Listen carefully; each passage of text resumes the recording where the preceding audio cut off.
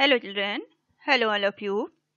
आज से हम आपका यूपी बोर्ड क्लास 6 का हिस्ट्री का वाला पोर्शन स्टार्ट कर रहे हैं। ये आपका हमारा इतिहास और नागरिक जीवन, ठीक है, जो आपके सब्जेक्ट है। और ये हमने अभी हिंदी का स्टार्ट किया है। यदि आप कहेंगे आपकी रिक्वायर होगी तो इंग्लिश में भी आपको प्रोवाइड करा दिया जाएगा। ओके, अगर आप क्लास 6 में हैं तो आप इन वीडियो को देख सकते हैं, या फिर आप यूपी के किसी एग्जाम की तैयारी कर रहे हैं तब भी आप ये देख सकते हैं। तो ये चैप्टर 1 है, आज पार्ट 1 है। तो चलिए स्टार्ट करते हैं। यहाँ पे आपको कुछ बताया गया है, बताने की कोशिश की गई है कि कैसे पता करें क्या हुआ था। ठीक है, कि पास्ट में क्या हुआ था, ठीक है, जिसे भूतकाल बोलते हैं, और क्या नहीं। ठीक है, पास्ट में क्या हुआ था, क्या नहीं हुआ था, इसकी जानकारी हमें कैसे मिलेगी। ठीक है, तो इनकी जानकारी हम कैसे कर सकते हैं, इतिहास जानने के स्रोत। तो इन सारी चीज़ों की जानकारी हमें हिस्ट्री से मिलती है, इतिहास से मिलती है। अब इतिहास को जानने के स्रोत क्या क्या हैं, वो क्या क्या चीज़ें हैं जिनसे कि हम पास्ट के बारे में, भूतकाल के बारे में जान सकते हैं। ठीक है, तो इसी के बारे में इस चैप्टर में हम पढ़ने वाले हैं। बच्चों, क्या आपको अपने परदादा और परदादी का नाम मालूम है? ठीक है, क्या आपको अपने परदादा या फिर परदादी का नाम मालूम है? ठीक है, यदि आप जानते हैं तो आप यहाँ लिख सकते हैं। वे क्या काम करते थे? क्या आप ये जानते हैं कि वो लोग काम क्या करते थे? ठीक है, वे कैसे रहते थे और वो किस तरह से रहा करते थे? वे कैसे दिखते थे? ठीक है, इन सब के बारे में आपको कैसे पता चलेगा? ठीक है, क्योंकि यदि आप अपने परदादा और परदादी के बारे में जानना चाहते हैं तो आप कैसे जानेंगे? ठीक है, तो आप यहाँ बता सकते हैं, आप उनके बारे में अपने माता पिता से जान सकते हैं। ठीक है, अपने दादा दादी से जान सकते हैं, तो वो लोग आपको इनके बारे में बताएंगे। ठीक है, तो आप उनसे पूछकर, अपने मम्मी पापा से, या अगर आपके दादा दादी हैं तो उनसे पूछकर उनके बारे में आप जानकारी प्राप्त कर सकते हैं, जो आपके परदादा और परदादी होंगे। ठीक है, या वो अगर हैं तो उनसे ही पूछ सकते हैं आप। तो आप इस तरह से आपको इनकी जानकारी मिल सकती है इनके बारे में। ठीक है, इसी प्रकार यदि हमें आज से हजारों वर्ष पहले के लोगों के बारे में जानना हो तो उनके बारे में जानने के लिए हम इतिहास का अध्ययन करते हैं। ठीक है, अगर हमें बहुत साल पहले की, पुराने टाइम की बात जाननी है तो हमें हमें कैसे पता चलेगा? हमें उसके लिए इतिहास का अध्ययन करना पड़ेगा। ठीक है, इतिहास के अध्ययन से ही हम जान सकते हैं कि वर्षों पहले क्या हुआ होगा। ठीक है, या हजारों लाखों वर्ष पहले क्या हुआ था, इनकी जानकारी हमें इतिहास से, हमारे ग्रंथों से, हमारी बुक से मिलती है। इतिहासकार अतीत से प्राप्त तथ्यों और साक्ष्यों के आधार पर बीते समय की जानकारी देते हैं। ठीक है, जो इतिहासकार होते हैं वो बीते समय की जानकारी कैसे देते हैं? वो पुराने टाइम की जो उनके तथ्य होते थे, जो साक्ष्य होते थे, प्रमाण है, उनके आधार पर वो बताते हैं कि पुराने टाइम में आज से हजारों वर्ष पहले क्या हुआ होगा। बीते समय की जानकारी देते हैं। इतिहास बीते हुए समय और उस समय के लोगों को समझने और जानने का एक साधन है। ठीक है, बीते समय जो हजारों वर्ष पहले किस तरह के लोग थे, क्या क्या हुआ था, वो लोग कैसे रहते थे, ठीक है, इन सब की चीजों की जानकारी हमें इतिहास से ही प्राप्त हो सकती है। इतिहास इसमें हमारी सहायता करता है। अतीत में एक ऐसा भी युग था जब लोग लिखना नहीं जानते थे। ठीक है, एक ऐसा भी समय था जब लोग लिखना पढ़ना नहीं जानते थे, लोग लिख नहीं पाते थे। ठीक है, उन लोगों के जीवन के विषय में हमें जानकारी उनके द्वारा छोड़ी गई वस्तुओं जैसे मिट्टी के बर्तन, खिलौने, हथियारों तथा औजारों से मिलती है। ठीक है, ये आप नाम याद रखेंगे कि जब लोग लिखना नहीं जानते थे तो उस समय के लोगों की जानकारी किस तरह से प्राप्त की गई है? मिट्टी के बर्तन। ठीक है, जो मिट्टी के बर्तन वो बनाते होंगे या इस्तेमाल करते होंगे उनसे, खिलौनों से, ठीक है, और हथियारों से और औजारों से, इन सारी चीजों से हमें उनके बारे में जानकारी मिलती है जिनका लिखित प्रमाण नहीं है। ठीक है, ये कह सकते हैं। कभी कभी इन वस्तुओं को जमीन के अंदर से खोदकर भी निकालना पड़ता है। ये वस्तुएं ऐतिहासिक जानकारी के लिए अत्यंत महत्वपूर्ण हैं। ठीक है, ये सारी जो वस्तुएं हैं इनसे ही हमें इतिहास की जानकारी मिलती है और इन्हें जमीन से खोद कर भी निकाला जाता है, क्योंकि बहुत पुराने टाइम की चीजें हैं तो ये बहुत जगह जमीन में दब चुकी हैं, खो गई थी। तो जब खुदाई होती है तो इनमें बहुत सारी पुराने टाइम की चीजें मिलती हैं, प्राप्त होती हैं। ठीक है, तो उससे जानकारी प्राप्त होती है इतिहास के बारे में या पुराने टाइम के बारे में। वह समय जिसके लिए कोई भी लिखित सामग्री उपलब्ध नहीं है। ठीक है, अब ये आप देखिए क्वेश्चन आएगा, यहाँ से आप ध्यान दीजिए कि वो समय जब लिखित सामग्री, कोई लिखित सामग्री उपलब्ध नहीं थी, उस टाइम को क्या कहते हैं? पूर्व ऐतिहासिक काल कहा जाता है उस समय को। ठीक है, क्या कहते हैं? पूर्व या प्राक ऐतिहासिक काल उस समय को कहते हैं जब जिस समय कोई लिखित जानकारी प्राप्त नहीं हुई थी, लिखित रूप से कोई भी सामग्री नहीं थी। ठीक है, लिखित सामग्री नहीं थी, उस टाइम को क्या कहते हैं? पूर्व ऐतिहासिक काल कहा जाता है या प्राक ऐतिहासिक काल कहते हैं। इतनी सी बात आप याद रखेंगे, क्वेश्चन में आएगा। जब मानव ने लिखना शुरू किया उसे कागज का ज्ञान नहीं था। ठीक है, ठीक है, जब लोगों ने स्टार्टिंग में लिखना शुरू किया था तो उन्हें कागज का ज्ञान नहीं था, ये बात आप याद रखेंगे। वह लेखों को ताड़पत्र पे लिखा करते थे, ये नाम आप याद कर लीजिए। वो जब कागज नहीं था, उन्हें कागज का लोगों को ज्ञान नहीं था, और शुरू में जब उन्होंने लिखना स्टार्ट किया था तो उन किन किन चीजों पे वो लिखा करते थे? एक तो ताड़पत्र पे लिखा करते थे, भोजपत्रों पे लिखा करते थे, ठीक है, और ताम्र पत्रों पे वो लिखा करते थे। ये तीनों नाम आप याद रखेंगे। ताड़पत्रों पर, भोजपत्रों पर और ताम्र पत्रों पर वो लिखने का काम किया करते थे। कभी कभी लेख बड़ी शिलाओं, स्तंभों, पत्थरों की दीवारों, मिट्टी या पत्थरों के छोटे छोटे फलकों यानी कि टुकड़ों पर भी लिखे जाते थे। ठीक है, इन तीनों के अलावा लोग कहाँ कहाँ लिख दिया करते थे? चलते फिरते उन्हें अगर कोई चीज लिखनी होती थी तो वो शिलाओं पर लिख दिया करते थे। ठीक है, स्तंभों पर लिख दिया करते थे, पत्थरों पर लिख दिया करते थे, ठीक है, दीवारों पर लिख दिया करते थे, या पत्थर के छोटे छोटे टुकड़ों पर भी वो लिख। ताड़पत्र वृक्ष के चौड़े पत्ते। ठीक है, ताड़पत्र क्या होता है आपको आप समझते चलिए साथ साथ कि ताड़पत्र क्या होता है। ताड़ पर जो है ये वृक्षों के चौड़े पत्ते होते हैं जिन्हें ताड़पत्र कहा जाता है। ठीक है, ताड़पत्र क्या होते हैं? वृक्षों के चौड़े पत्ते होते हैं।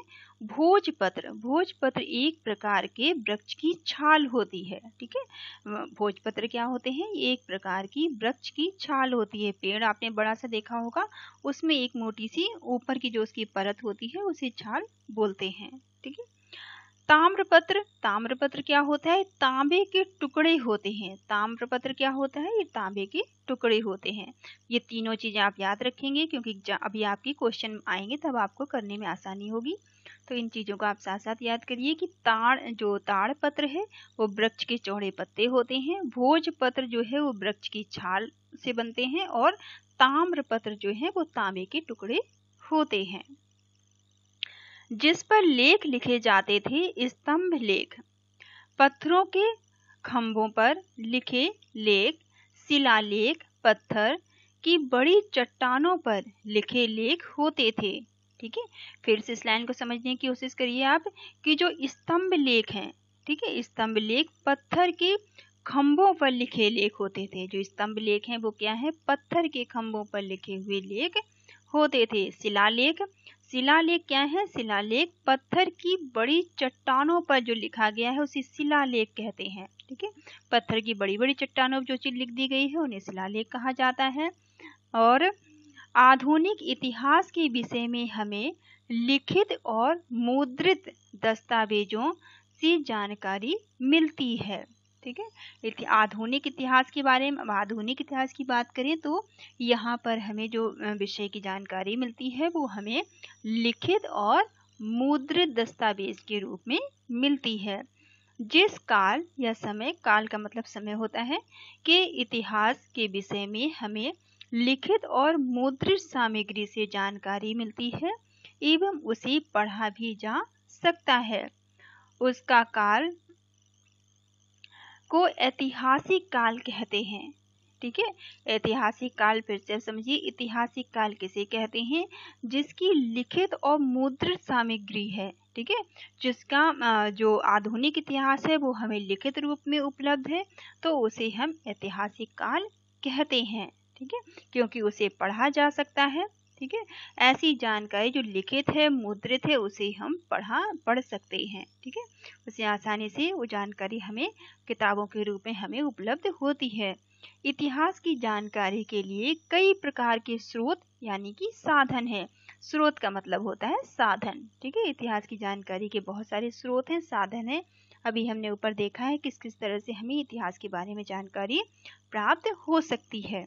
ठीक है, ये एक छोटी सी पिक्चर आपको दी गई है, जो आप अपनी बुक उठा के देखिएगा वहां पर आपको क्लियर होगी। यहाँ पे क्लियर थोड़ी पिक्चर नहीं है।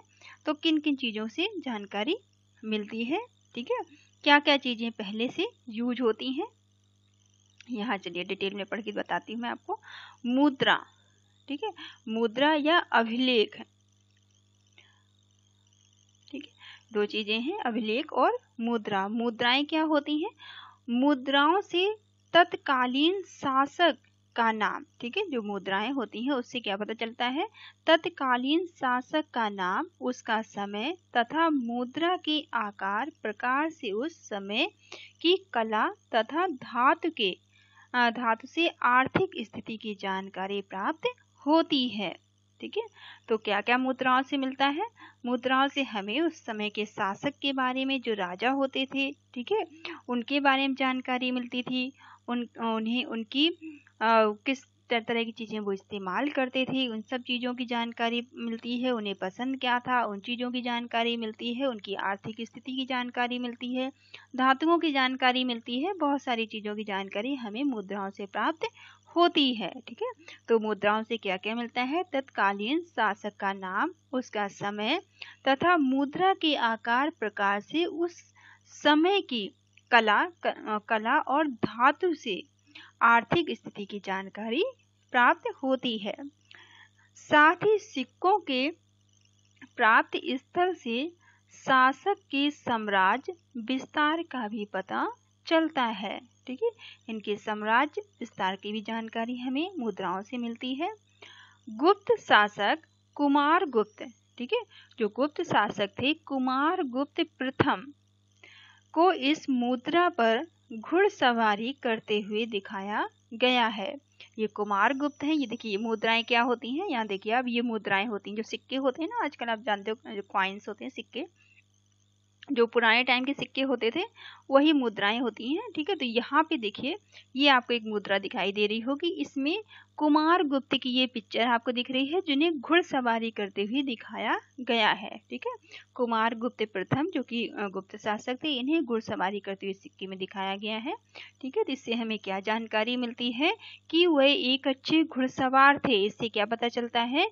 कि वह एक अच्छे घुड़सवार थे। इस प्रकार मुद्राएं भी इतिहास लेखन में महत्वपूर्ण योगदान देती हैं। इसी तरह से मुद्राओं से भी हमें इतिहास के बारे में महत्वपूर्ण जानकारी प्राप्त होती है। ठीक है, तो इस सिक्के को देखकर आप क्या पता कर सकते हैं? ठीक है, तो ये सिक्का आपको क्या क्या चीजें बता रहा है, किन चीजों की आपको जानकारी इस सिक्के से मिल सकती है? तो आप बता सकते हैं इससे कि आपको इससे क्या जानकारी मिलेगी। एक तो आपको कुमार गुप्त किस चीज के शौकीन थे उसकी जानकारी आपको मिलेगी, कि वो एक अच्छे घुड़सवार थे। तो इसके लिए आप क्या लिख सकते हैं? ये आप उत्तर में इसके लिए लिखेंगे कि यहाँ, आई होप यहाँ आपको शो हो रहा होगा आंसर। ठीक है, इस सिक्के पर गुप्त शासक कुमारगुप्त प्रथम को इस मुद्रा पर घुड़सवारी करते हुए दिखाया गया है, जिससे हम कह सकते हैं कि वे एक अच्छे घुड़सवार थे। ठीक है, तो इस प्रकार की जो मुद्रा है वो भी हमें इतिहास के बारे में जानकारी देती हैं। ठीक है, तो आप इसको अपनी नोटबुक में नोट डाउन कर सकते हैं। अब देखिए लुम्बिनी अभिलेख। लुम्बिनी अभिलेख जो है वो अशोक से संबंधित है। ठीक है, लुम्बिनी अभिलेख के बारे में आपने अगर पता हो आपको, तो लुम्बिनी जो अभिलेख है वो अशोक से संबंधित है। यहाँ देखिए कुछ लिखा हुआ है। ठीक है, उसमें कुछ जानकारी दी है। तो यह अशोक के रुमिनदई अभिलेख का अंश है। ठीक है, ये जो अशोक थे, अशोक के रुमिनदई अभिलेख का ये एक अंश है, जो लुम्बिनी यानी कि नेपाल, जो लुम्बिनी कहाँ पर है, नेपाल में है। लुम्बिनी जो कि नेपाल से प्राप्त हुआ है। इसकी जानकारी कहाँ से मिली है, नेपाल से। इस अभिलेख में अशोक ने घोषणा की थी, ठीक है, इस अभिलेख में अशोक ने क्या घोषणा की कि लुम्बिनी में उपज का 8वां भाग, ठीक है, लुम्बिनी में जो उपज का 8वां भाग है, 8वां भाग कर के रूप में लिया जाएगा। इसको आप याद रखिएगा, ये आपको भी क्वेश्चन में पूछा जाएगा। तो यहाँ पे इससे क्या, लुम्बिनी अभिलेख से क्या जानकारी मिली है कि इसमें पता चला है कि जो अशोक थे उन्होंने ये घोषणा की थी कि जो उपज है उसका 8वां भाग, ठीक है, कर के रूप में लिया जाएगा। ब्राह्मी लिपि, देखिए ये जो लिपि है ये ब्राह्मी लिपि में लिखा गया है और देवनागरी लिपि, ठीक है, ब्राह्मी लिपि और देवनागरी लिपि में ये देखिए दे आ गा इस तरह से ये जानकारी मिली है। यहाँ पे साहित्यिक स्रोत, ठीक है, साहित्यों के बारे में। अब ताड़पत्रों की अगर बात करें, यहाँ पे ताड़पत्र, भोजपत्र और ताम्रपत्र, ठीक है, तीनों पत्रों के बारे में आप याद रखेंगे। ताड़पत्र क्या होते हैं बताया था मैंने ऊपर, ताड़पत्र जो है पत्तों की बड़े बड़े पत्ते होते हैं वृक्ष के, और भोजपत्र क्या होते हैं, वृक्ष की छाल होती है। ताम्रपत्र तांबे के टुकड़े होते हैं, ठीक है। चमड़े एवं लकड़ी के पट्टों पर लिखकर लेखों के साथ साथ कुछ साहित्यकार ग्रंथों से भी हमें लोगों के रहन सहन, विचारों, खान पान इत्यादि के बारे में जानकारी प्राप्त होती है। ठीक, इन सारी चीज़ों में कुछ चमड़े के, लकड़ियों के पट्टे जो थे, इन सब पे कुछ ना कुछ लिखा हुआ जो है वो, उससे भी हमें इतिहास के बारे में, जो कि लोग किस तरह से रहते थे, उनका रहन सहन कैसा था, उनके विचार कैसे थे, उनके खान पान कैसे थे, इन चीज़ों की जानकारी हमें प्राप्त होती है। यहाँ पे देखिए कुछ पुस्तकें दी गई हैं, तो यहाँ पर उनके लेखक के नाम दिए गए हैं, ठीक है, और ये काल दिया गया है किस समय की पुस्तकें हैं। देखिए यहाँ पे वेदों के बारे में बताया गया है, ठीक है, रामायण और महाभारत के बारे में बात की गई है, जैन और बौद्ध साहित्य की जो जातक कथाएं हैं उनके बारे में है। अब यहाँ पर एक लेखक का सिर्फ नाम दिया गया है, रामायण और महाभारत के ये लेखक हैं, ठीक है, वाल्मीकि जो है, वाल्मीकि ने रामायण लिखी है और वेद व्यास ने महाभारत लिखी है, ठीक है। तो आप इसका याद रखें कि रामायण किसने लिखी है, वाल्मीकि ने, और वेद व्यास ने महाभारत लिखी है। ये अगर हम समय की बात करें तो आर्यों से संबंधित जानकारी मिलती है, ठीक है, तत्कालीन समाज के विषय में और तत्कालीन राजनीतिक, समाज एवं धार्मिक स्थिति का पता चलता है, जो जैन और बौद्ध साहित्य जो है इनसे, ठीक है। तो आर्यों के बारे में वेदों से जानकारी मिलती है, तत्कालीन समाज के विषय में जानकारी मिलती है, और तत्कालीन राजनीतिक, सामाजिक और धार्मिक स्थिति का पता चलता है।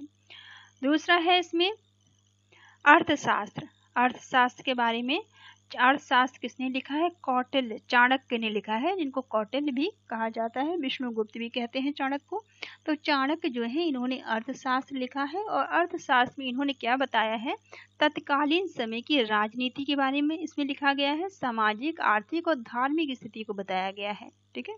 जो अर्थशास्त्र है उसमें तत्कालीन समाज की राजनीतिक, सामाजिक, आर्थिक और धार्मिक स्थिति के बारे में चर्चा की गई है चाणक्य अर्थशास्त्र में। दूसरी है राजतरंगिणी, ठीक है, राजतरंगिणी जो किताब है ये किसने लिखी है, कल्हण ने, ठीक है, राजतरंगिणी लिखी है कल्हण ने, और इसमें कश्मीर के इतिहास के विषय में जानकारी मिलती है, ठीक है। कल्हण के द्वारा लिखी गई राजतरंगिणी जो किताब है, इसमें कश्मीर के इतिहास की जानकारी प्राप्त होती है। विदेशी यात्रियों के, जो विदेशी यात्री थे जो भारत आए थे, वो यहाँ पे उनकी कुछ पुस्तकें दी गई हैं। इंडिका लिखी है मेगस्थनीज ने, ठीक है, जो इंडिका है वो किसके द्वारा लिखी गई किताब है, मेगस्थनीज ने लिखी थी, और मेगस्थनीज जो थे वो एक यूनानी राजदूत थे, ओके, जो मेगस्थनीज थे वो यूनानी राजदूत थे, और इन्होंने इंडिका लिखी है। और मेगस्थनीज ने अपनी किताब इंडिका में क्या बताया है, इन्होंने चंद्रगुप्त मौर्य कालीन समाज की झलक इसमें मिलती है, चंद्रगुप्त मौर्य के टाइम पीरियड के बारे में इसमें जानकारी प्राप्त होती है मेगास्थनीज की इंडिका से। ओके, नेक्स्ट है यात्रा विवरण। ठीक है, यात्रा विवरण किसने लिखी है? यात्रा विवरण जो है ये फाहियान ने लिखी है, जो एक चीनी यात्री थे। ठीक है, फाहियान भारत आए थे, ये एक चीनी यात्री थे और इन्होंने यात्रा विवरण लिखी है। ठीक है, और इन्होंने गुप्त काल से संबंधित जानकारी इसमें दी है। ठीक है, और यात्रा विवरण एक और किताब है यात्रा विवरण, ये लिखी है ह्वेनसांग ने, ये भी चीनी यात्री थे। ठीक है, ह्वेनसांग भी चीनी यात्री थे, इन्होंने भी सेम नाम की किताब लिखी है, लेकिन इसमें डिफरेंस ये है कि इन्होंने जो हर्षवर्धन थे इनके शासनकाल का विवरण किया है, क्योंकि जो है ह्वेनसांग थे ये जो हर्षवर्धन के टाइम में आए थे, ये भी एक चीनी यात्री थे। ठीक है, इस प्रकार पुरातात्विक एवं साहित्यिक दोनों स्रोतों से हमें इतिहास की जानकारी प्राप्त होती है। ठीक है, इसी तरह से हमें किन किन चीज़ों से इतिहास जानकारी मिलती है, ये दोनों नाम आप याद रखेंगे, पुरातात्विक और साहित्यिक, दोनों से ही हमें इतिहास के बारे में पता चलता है। विदेशी यात्रियों के विवरण से भी हमें तत्कालीन इतिहास की जानकारी मिलती है। ठीक है, जो विदेशी यात्री आए भारत और इन्होंने अपनी किताबों में भारत के बारे में या उस टाइम के शासन के बारे में जो भी जानकारी दी है, उससे भी हमें जानकारी प्राप्त होती है।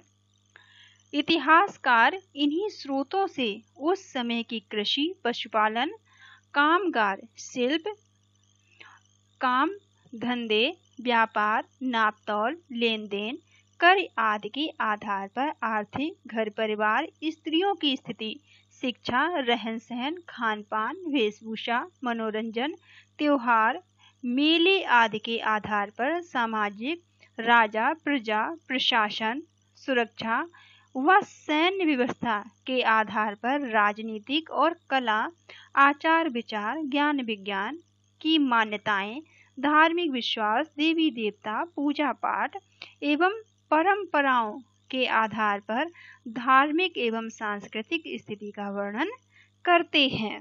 ठीक है, देखा आपने कि जो इतिहासकार हैं, जो इतिहास के बारे में बताते हैं, वो किन किन चीज़ों के आधार पर बताते हैं। ठीक है, उन्हें जो भी जानकारी मिलती है उनके आधार पर वो इतिहास का वर्णन करते हैं कि इतिहास में क्या हुआ होगा और कैसे हुआ होगा। ठीक है, किस तरह का समाज रहा होगा, कैसा रहन सहन रहा होगा, कैसी शिक्षा रही होगी, कैसा खान पान रहा होगा, कैसी वेशभूषा रही होगी, किस तरह के देवी देवताओं को लोग पूजा करते रहे होंगे और किस तरह से त्योहारों को मनाया जाता रहा होगा और राजा और प्रजा के बीच संबंध कैसे रहे होंगे।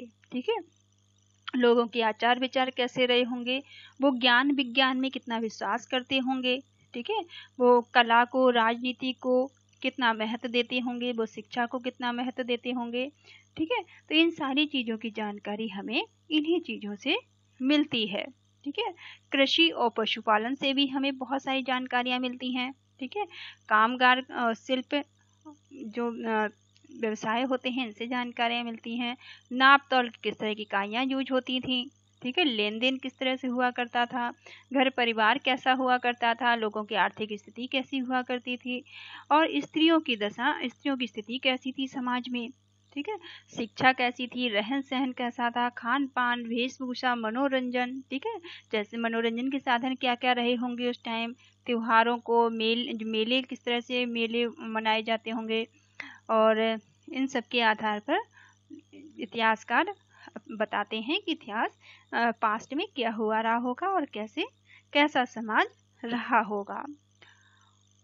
और भी जानिए, महाभारत विश्व का सबसे बड़ा काव्य है, ये आपकी जीके नॉलेज के लिए भी है। ठीक है, जो महाभारत है हमारा, ये विश्व का सबसे बड़ा महाकाव्य है। ठीक है, लंदन स्थित ब्रिटिश म्यूजियम विश्व का सबसे बड़ा संग्रहालय है। ठीक है, लंदन में जो ब्रिटिश म्यूजियम है, ठीक है, वो विश्व का सबसे बड़ा संग्रहालय है। म्यूजियम का क्या होता है, जिसमें कि हमें ऐतिहासिक चीज़ों की जानकारी मिलती है, जहाँ पे ऐतिहासिक चीज़ें मौजूद होती हैं। ठीक है, शब्दावली।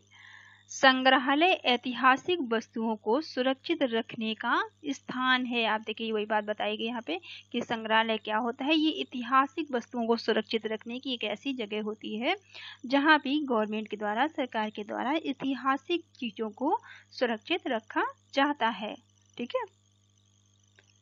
धर्मेतर साहित्य धार्मिक साहित्य से भिन्न साहित्यिक ग्रंथ हैं। ठीक है। इसमें क्या है, यहाँ पे धार्मिक जो भी साहित्य ग्रंथ है उसको रखा जाता है। ठीक है। धर्मेतर साहित्यिक धार्मिक साहित्य से भिन्न साहित्यिक ग्रंथ होते हैं। अब देखिए ये आपको, आई होप आपको समझ में आया होगा। आप एक दो बार और पढ़ेंगे तो आपको क्लियर हो जाएंगी चीजें। अब यहाँ पर आपको अभ्यास के लिए क्वेश्चन आंसर दिए गए हैं कि आपने जो कुछ भी पढ़ा है वो आपको कितना समझ में आया है। ठीक है। तो यहाँ पे उत्तर आपको देने हैं। प्राचीन काल के मानव किस किस पर अपने अभिलेख लिखते थे और क्यों। ठीक है। ये क्वेश्चन आपसे पूछा गया है, जो प्राचीन काल के मानव है वो किस किस चीज पर अपने अभिलेख लिखते थे और क्यों लिखते थे। तो इसके बारे में आप बताएंगे कि प्राचीन काल के मानव अपने अभिलेख ताड़पत्रों, भोजपत्रों और ताम्रपत्रों पर लिखते थे।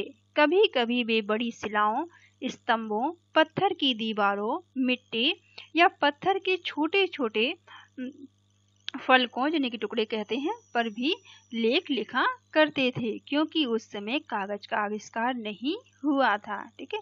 वीडियो को होल्ड करके आप आंसर नोट डाउन कर लेंगे। नेक्स्ट पूछा गया आपसे, पाठ में आपने सम्राट अशोक के किस अभिलेख के बारे में जाना है। तो हमने देखा था ऊपर कि हमने सम्राट अशोक के एक अभिलेख के बारे में जानकारी दी थी। ठीक है। तो कौन सा अभिलेख था उनका, तो सेकंड का आंसर आप कहाँ का लिखेंगे, पाठ में सम्राट अशोक की लुम्बिनी अभिलेख का उल्लेख है। ठीक है। जो अशोक का जो लुम्बिनी अभिलेख था उसके बारे में जानकारी हमें मिली थी। ठीक है। जो भी कहाँ था, जो सम्मिनदई में था। ठीक है। सम्मिनदई अभिलेख का एक अंश है वो, तो आप ये याद रखेंगे, सम्मिनदई अभिलेख का अंश था जो लुम्बिनी अभिलेख जो मिला था हमें।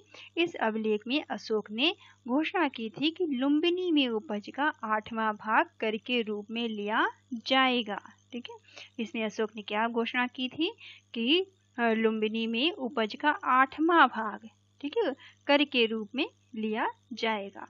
थर्ड इज गा में आपसे क्या पूछा गया है, इतिहास लेखन में सिक्के एवं अभिलेख किस प्रकार सहायक होते हैं। ठीक है। आपको बताना है कि इतिहास की जानकारी में इतिहास लेखन में सिक्के और अभिलेख किस तरह से हमारी सहायता कर सकते हैं, किस तरह से वो सहायक होते हैं, हमने पाठ में पढ़ा था इसमें। तो इतिहास लेखन में सिक्कों एवं अभिलेखों का काफी महत्व है। ठीक है। इतिहास लेखन में सिक्कों और अभिलेखों का काफी महत्व है। सिक्कों से तत्कालीन शासक का नाम, उसका समय, सिक्के की बनावट से उस समय की कला तथा धातु से आर्थिक स्थिति की जानकारी प्राप्त होती है। ठीक।